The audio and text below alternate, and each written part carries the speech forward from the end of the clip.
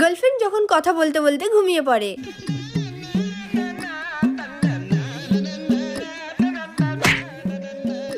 কি হলো, মেসেজে রিপ্লাই দিচ্ছে না কেন? মনে হয় ঘুমিয়ে পড়েছে। থাক, তাহলে আমিও ঘুমিয়ে পড়ি।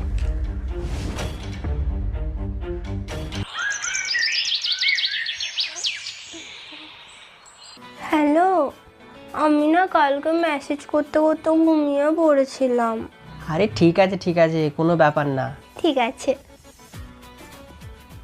আর বয়ফ্রেন্ড যখন কথা বলতে বলতে ঘুমিয়ে পড়ে।